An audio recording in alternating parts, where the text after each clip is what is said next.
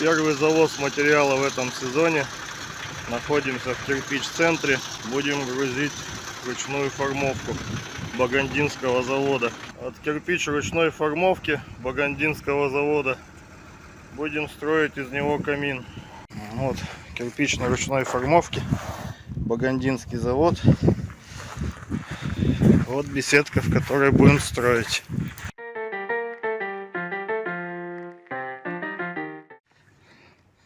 Вот место, где станет камин. Примерно фундамент 2 на метр. Здесь стояла какая-то буржуечка. Все это обрежем, заштукатурим. Ну, по мере строительства буду вас немного знакомить, что мы делаем.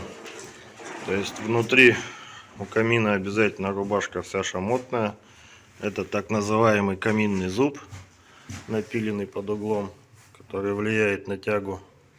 Обязательно у нас каолиновый мат, как демпфер, между облицовочным слоем и шамотным. Вот. Ну, по мере строительства буду показывать дальше.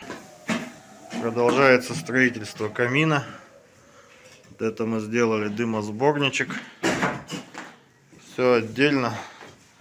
Облицовка из ручной формовки с так называемым тепловым швом, с зазором.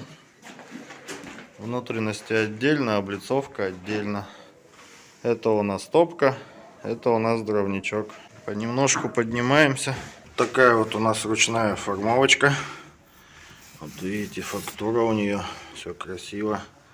Швы пока не готовы, они разошьются. Весь кирпич зачистится. Вот для любителей такой кладки, замков, ручная формовка тюменская.